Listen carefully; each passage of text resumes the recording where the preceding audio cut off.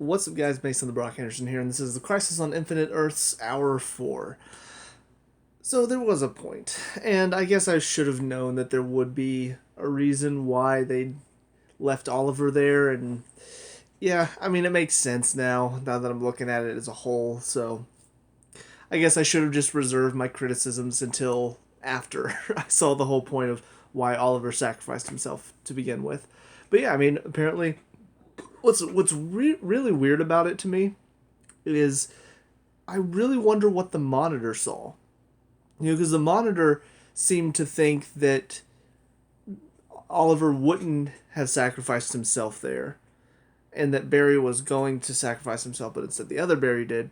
I don't know. It just seems like he didn't foresee Oliver sacrificing himself, but it seems like that was the key because he had to die to go to purgatory, where his soul would meet Kerrigan, who would tell him about becoming whatever he was now, something more.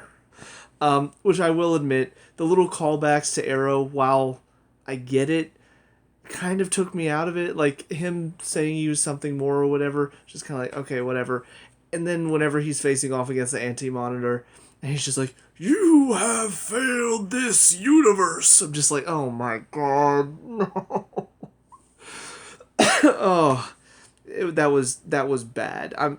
I get it. I understand some Arrow fans are probably like, he said the thing, but he said the universe this time because he said it. But I'm just sitting here going, oh my god, you did not just say you have failed this universe. Like, oh, that's so dumb. But I mean, it is a fitting end for Oliver. It really is. I think this is just, I mean, it does make sense for his character. It makes sense that he dies and then becomes something more, because that's what he talked about. He had to become something more, and then he did. And yeah, it was really well done in my opinion. The other stuff that happened throughout the episode, Lex and his whole betrayal of Supergirl and wanting to take over. Again, it does make me wonder why the Monitor even put him here in the first place. Like, why did he think that Lex was going to actually help when we all know Lex is a villain through and through? Like, I just don't get it. And we haven't even seen anything to do with what he asked about for his sister either, so that's still not come into play. But yeah, I mean, Lex's betrayal is something that I think we all saw coming whenever he showed up. Apparently, it is very easy to just write in the Book of Destiny, and then you can change destiny. I don't understand why that meant that, Brendan Routh's Superman gets sent here, but then instead Lex shows up. I don't really get how that works. Magic, timey-wimey, blah, blah, blah, whatever. So that was a little weird, but yeah, I mean, as far as Lex in this episode, he's Lex Luthor. He was pretty entertaining at some points, had some good moments here and there, because he's very entertaining to watch. But as far as his point as to why he was brought in, I don't get it. I don't understand why the Monitor brought him in to begin with, because he's done really nothing but screw things up. Sure, he helped out at the end whenever he realized he had to or essentially be dead. But I don't know. It seems kind of pointless, other than we wanted to have Lex Luthor back, so this is how we shoehorn him in, as the Monitor decided he was necessary. But yeah, traveling through some of the I guess greatest hits of Oliver Queen, very fitting for this episode as well. I actually, at the end of the last review, I did talk about how weird it was that the next episode was going to be an Arrow episode technically, but it wasn't going to have any Arrow characters in it. And then in fact, we actually went back through some of Arrow's biggest moments, which I thought was very interesting how they handled it. Also weird that they did a change in, what's it called? Like the screen size, what is that called? Why do I not remember the terminology? It's like something ratio, I think. And it's escaped my mind right now. My mind is just like, you're not going to remember that terminology, but the ratio of the screen, it looked more cinematic whenever they were going through all of that. I don't know why. And there was even that, the moment where Ezra Miller's Flash showed up, completely just out of nowhere. He's in Star Labs, and he's just like, hey, what is going on? And then he just disappears. I'm like, okay, was there a point to that? Because he shouldn't be there, right? But he is there for some reason. I don't know. I'm actually going to have to look that up after I'm done with this Crisis thing and see if there was even a point as to why Ezra Miller showed up, other than, oh, we wanted a fun little Easter egg, referencing the DC movies, because it didn't feel like he contributed anything to the plot at all. It didn't feel like, I don't even know why he showed up to begin with, because it was the CW's Star Labs that Barry was in, so there's no reason that the Barry from the DC movies should show up at all. So that just seemed like it was a forced little cameo for DC fans to squee over. But I'm just sitting here confused as to why this happened in the first place, and we don't even get an explanation. So, unless they explain it, I'm just going to have to look up and see if there's any explanation as to why it happened other than fan service. And if that's the only reason, then shame on you. Because we've seen plenty of instances of fan service just purely for fan service that have not worked out by this point. You should know you can't just do fan servicey things and not have some reason for it. If you do, then most of the time people are going to call you out for it. So we'll see what happens with it. But what else? Going back to where Marnovu originally created the Anti-Monitor and all of this, I did like the fact that even though they stopped one Marnovu from doing it, the Anti-Monitor pointed out there's like a million of Marnovus. Just because you stopped one just doesn't mean that I don't still show up. I'm still here. And I like that because it's actually something that I do think Loki showed, where all of those, what's his name? He Who Remains, but what is the name of that villain that's going to show up now? Kang the Conqueror? That one made sure that only his timeline existed because he didn't want all the other versions of him to show up. And so I like how they sort of showed that it's the same thing here, which of course this came before Loki. So it's the one time that I'll say that they did not steal from Marvel because Loki came after this. So maybe Loki borrowed from this show a little bit. But yeah, just that feeling of, okay, we stopped one, but there's still multiple moments leading up to this point. So it's still going to happen. Like, I'm still going to be here. So I liked that, and I like how they handled it. And then, of course, at the end, little, I don't know. I mean, they still have one episode left, so there's still a chance that they could all go up against the Anti-Monitor, which, again, I don't remember who said it. Somebody said what a stupid name that was in this, and I'm just like, that's hilarious that they keep bashing how bad that name is. And they don't change it, though. They're still keeping it, but it is funny that I said how dumb it sounds, and then they keep referencing how dumb it sounds. A little funny, but again, they're not changing or giving him an actual name. Like, give him, what would Marnovu backwards be? Uvan Ran? Or Ram? Give him a name like that, so that way it sounds at least a little bit more intimidating than he's the Anti-Monitor, guys. But just seeing basically him and Oliver get into a hug match while everybody else stands and watches, and they just believe in what their Paragon is, and then that's enough to stop the Anti-Monitor and create a new universe. So I don't know what the last episode's going to be because this felt very final and very climactic, but I assume there's something to do. So yeah, here we go. Right into the final episode of Crisis. See you there. And finally, hour 5. So it's okay. It definitely had some good moments overall. This whole concept of them all being on the same Earth now, definitely something that's got my interest.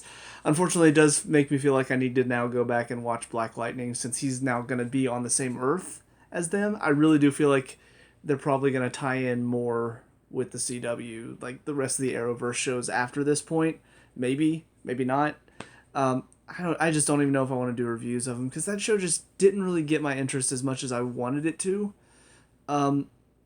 So I don't know. Maybe I'll go check it out, and if I feel like doing a review, I will. If not, then I'll just sort of watch just to see if it ties in from here on out. Batwoman, though, I guess I will be a bit more interested to see if her story's changed at all. Because that's kind of one of the most interesting things about this concept is how much of their stories changed. We saw Superman now has 2 sons with Lois, which of course I actually did see like a poster image of it, and it showed Superman, Lois, and 2 boys. So whenever she said that, I'm like, okay, that makes sense. It's what leads to that show. So clearly some things have changed now, and it is going to be interesting to see what has changed when we go back to their individual stories and all that. Like, are Mia and William even still here? Because they were brought back by the Monitor, but the Monitor's not here anymore. So is she even still going to be around, or are we just going to sort of skip ahead in the future and deal with them later on, but living different lives now? But I mean, overall, that concept is going to make, I think, hopefully, is going to make Batwoman a bit more interesting. And on top of that, they gave her a little bit of character growth by the end of this. Just sort of working with the team. She seemed like she had a bit more personality by the end. So I'm hoping when she goes back, it's a bit more bearable. I'm going to try to stomach the rest of the season. And I think season 2 is when she's gone and they replace her with a new Batwoman. So I don't even know what's going to happen with that. But yeah, as far as the things that I was just kind of meh about, just this whole story about the anti-Monitor coming back in the first place. Because the thing about it, the Monitor never showed up. So if the Monitor is not here, why is the anti-Monitor here? It seems weird, and I thought there was going to be some thing where he'd show up and be like, it's not what I foresaw, but I knew I could trust you to get the job done, or something along those lines. I don't know. It feels like his story just sort of ended. And what's weird about that is, obviously this is a new world now. So the scene that we saw at the end of last season of Arrow, where Felicity, talks to the Monitor and he supposedly takes her to where Oliver is, I thought we were going to see that. I thought we were going to see what happens and where he takes her, where Oliver is after all of this. But now it seems all of that has changed, so that scene now makes no sense whatsoever. So that's kind of where I'm like, okay, does the Monitor even play in from now on? And again, if he doesn't, then how come the anti-Monitor is still here? If they stopped him from becoming the Monitor, there should be no anti-Monitor. And that's my frustration with it, is they don't really go into any details about it. It just sort of happens. I don't even know how he got out of... I thought that Nashwell's opening that door down in the sewer system that he found, I thought that's what let the anti-Monitor out to begin with. I thought he was like trapped in there. But he still shows up. So it feels like they sort of threw him in at the last second to sort of give some big climax that they needed to stop him, which, for being honest, I mean, the CGI in the show, unfortunately, is just not good enough to give us a truly epic climax like this deserves. So seeing him grow all big and just throwing his arms about like a little child throwing a tantrum, it just wasn't that fun to watch, and they had some clever quips every now and then, but for the most part it was all just kind of, it wasn't great. I wasn't really finding myself like, oh yeah, this is so cool. And I mean, we didn't even get I thought we were going to get a shot of like all of the heroes coming in to help, but we didn't. We got like maybe a quarter of all the total heroes that we have showing up to do stuff. I mean, Cisco's nowhere to be seen. Iris, we don't see her at all. And I don't know, there's just so many things that I'm sitting here thinking, okay, are we just ignoring most of everything else? Or are we just sort of, like, are they going to wrap up sort of what happens after the crisis in their own individual shows? Like, are we going to have a scene where Barry finds Iris, and is she even going to remember? I mean, obviously, Jean went around giving everybody their memories back, but, I mean, what was the story before then? Why...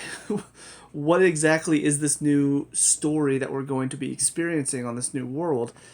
It just feels like there's still so many questions that I have. And again, they can be answered in their own individual shows, but are they going to, or are they just going to hop right back into, all of their individual stories? I don't know. But I do hope that we do get some more answers as far as everything else going on. Just because if we don't, then I'm going to feel very shortchanged. I'm going to feel like, okay, so the crisis is over and we're done. Because this was the big ultimate climax that these shows have been leading to.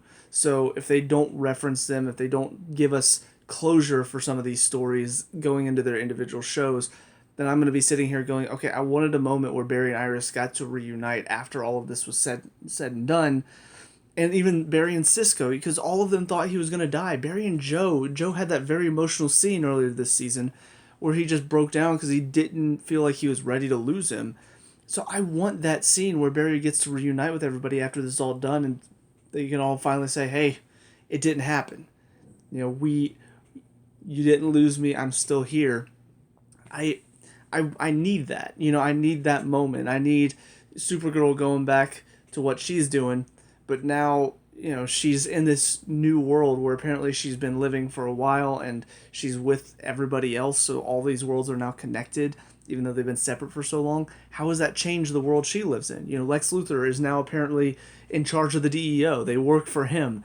Is he really a good guy, or is he still the same psychopath that we've seen before? You know, is he putting on a show? What's his relationship with Lena right now? You know, we still have no idea what deal he made with the Monitor about his sister before all of this. There's so many questions that I feel like they just sort of either ignored, or maybe we're going to get answers to them later, or they just forgot about. And because I'm somebody that likes questions getting answered, you know, I don't mind if you keep it vague for some things, but when they're very specific things, like showing us, you know, Ezra Miller's Flash, or having these other worlds all of a sudden be a part of one, and changing the backstory and the history that led up to these moments, these are big things that need answered, and I'm worried that we're not going to get those answers. So I guess, again, we'll see. I'm going to keep watching. Again, I'll keep watching Batwoman. I'll probably watch Black Lightning. I'll just sort of binge it after I'm done with this season. I may give my thoughts as of the season as a whole for like season 2, and then I think season 3 is when this technically is taking place. Because I did look it up before this review just to see, like, okay, so when did this crossover happen? Like, is there an episode? And I saw there is apparently like an episode that was called like Earth Crisis or something like that. And I guess at the end of that episode is what led into the hour of this crossover event where he shows up. So I'll have to watch all that just to see if there's anything worth talking about, or if it's just a show that I'm not really going to get into. And again, just sort of check out, is it going to keep connected to this universe, or is he just going to be doing his own thing like he was doing originally? What else? The other Earths that we saw, I mean, mainly just showing off other DC shows. I saw Titans. I saw Stargirl. I did see one, Earth 12. It looks like Green Lantern, but like Ryan Reynolds' Green Lantern. And just like nobody wants to go to Earth 12 because that's shit. And there was one of like a bunch of people dancing. I have no idea what that one was. I didn't recognize it at all. And then there was one that looked like Swamp Thing, maybe. I didn't know if he had a show or not, but it looked like Swamp Thing. I was also expecting maybe a shot of Gotham, but didn't see that. So there is that. But no, then we have the end, and it's a nice little touching tribute. You get to have the Green Arrow suit. You get to have them honoring Oliver's memory and his legacy, and then you get to have them have their own little Hall of Justice, which I think is a cute idea. But I'll admit, seeing what's the stupid monkey's name, Meek or something like that. When I heard the monkey, there was a part of me that was like, wait a minute, they're not doing like the monkey from the original like Super Friends, right? With the what's their name? The twins. Oh, what was the twins' name? I don't even remember. It was before my time, but I mean, I watched it on Boomerang growing up as a kid.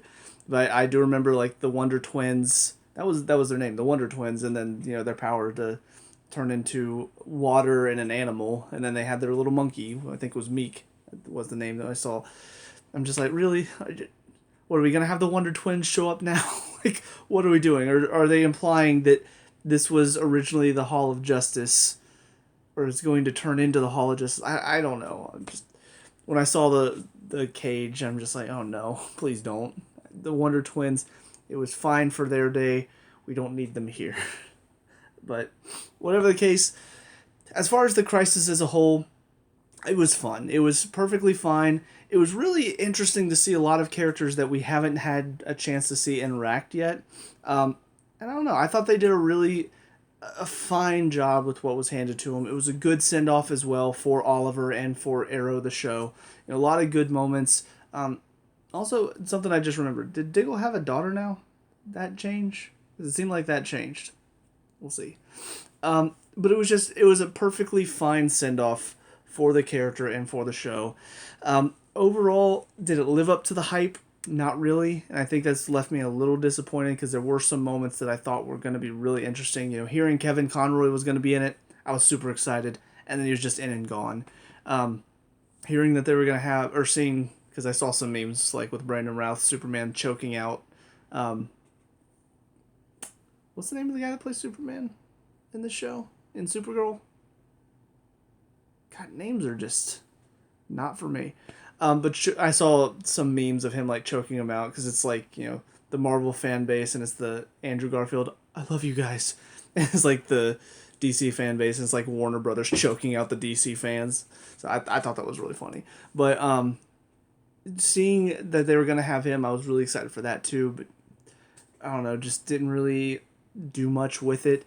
So all in all, it was a good crossover. It was perfectly fine as a send off to Arrow, but I feel like there's a lot more they could have done with it.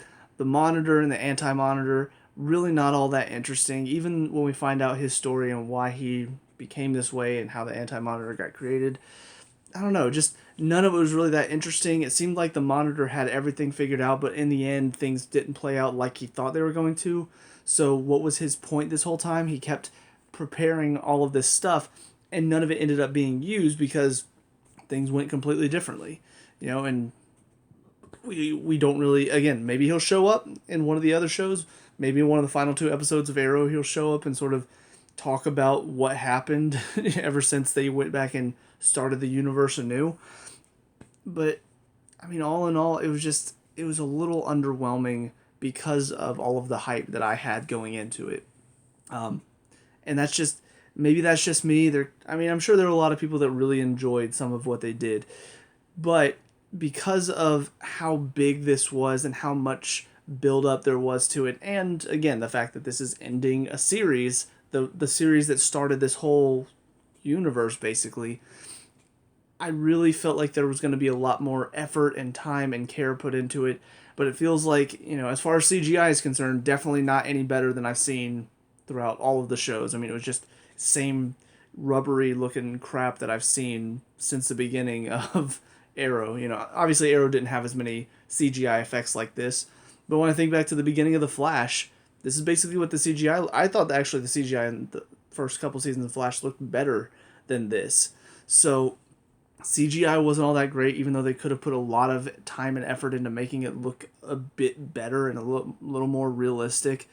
The story, again, they left so many holes and so many questions that I'm sitting here wondering about that I don't know are going to get answered, which I feel like, again, you put a lot of time into this, you can make sure that these plot holes and these questions aren't there by the end of it. And if their plan is to answer them in their individual shows, then whatever, that's fine. I'm glad you did that, but there are a lot of questions that I don't feel like are gonna get answered. The cameos that they threw in, some of them were kind of funny, little clever, but for the most part, they always left me wanting more. I wanted more Kevin Conroy as this dark Batman. I wanted to see Ezra Miller involved more. Why was he here and he's just gone like that? Lucifer, I mean, it would have been funny to see him interact with Constantine a bit more, but he was in and gone in a flash. Black Lightning, he showed up for like one episode and then he was gone and then showed up here at the end to help out, and that was kind of it. I don't know. It felt like they had a bunch of ideas. Oh, what if we brought him in? And what if we brought him in? And what if we brought him in? And then we just didn't get any of it. So, yeah, I mean, it is what it is. It's kind of on par, honestly, for these CW shows, because it really has kind of, even The Flash. I love The Flash as a show. I think it's a great show. I think it's one of my favorite things to watch because there is so much heart. But I have to admit that the past few seasons have taken a knock. They've not been as good as some of the earlier seasons. And so with that, I can't truly say that any CW show is truly great. Legends of Tomorrow, the last season, I had so many issues with. I hated What's-Her-Face that had the thing with the werewolf or the whatever he was called. I hated that whole storyline. It was stupid. She was annoying. She had no acting skills whatsoever. So Legends of Tomorrow had a crappy season. We'll see how this season goes, but not excited for it. The Flash has had a couple seasons recently. Arrow before this season was just really bad. Supergirl had some interesting elements last season, but for the most part has been awful. Batwoman has started off terrible. So for this to be kind of good but not great, kind of is on par for the CW Arrowverse. And I hate to say that, but that's kind of where it is now. I don't see this as truly just quality television. I see it as, you got superheroes, you got writers that can write a decently entertaining story if you just turn off your brain and don't think about it, which unfortunately I'm doing reviews so I can't. You can have fun with it. You'll enjoy it for the most part. The effects may get a little grating on some of the more CGI heavy episodes, but for the most part you'll have fun, you'll laugh, you'll have a good time. You might cry if you care about some of these characters. And that's kind of what the CW is, unfortunately. So do I wish it could have been better? Absolutely. Am I surprised it wasn't? I guess not. I maybe shouldn't have set my standards so high for this, but it's kind of what I was hoping for because it was, this big epic thing that they'd been basically advertising since last season. So there really was this hope that because they had been building it up for so long that they would pay it off. And unfortunately they didn't, but that's, again, kind of typical for the Arrowverse to just sort of be good but not great. So with all that being said, those are my thoughts of the Crisis as a whole. So that's it for me. Let me know what you guys think down in the comment section below. What were your thoughts over these 2 episodes and over the Crisis on Infinite Earths as a whole? Let me know. We can talk about and discuss all the good stuff. Also, let me know if you think that, if you want to see a review. I know not many people are probably going to watch this because at the moment I'm still not getting any reviews at all. But if for some reason these videos start taking off and people actually watch with some interest, if you want to see me look into Black Lightning a bit more, if you want to see my thoughts on that, let me know. Because I don't mind doing it. It wasn't a show that was on my radar because I didn't think it connected to the rest of the CW, and the first season just didn't really get my interest that peaked. So I wasn't really looking into actually reviewing it. It was maybe a show that I would look at later if I had time. But if people want to hear thoughts on it, I'll gladly watch it and I'll gladly give individual episode thoughts. Or if you just want to see me do a full season review of it, I can do that too. But let me know. Also, let me know if, Batwoman, I'm going to watch it for now, but I may not stick past season 1 depending on how it ends.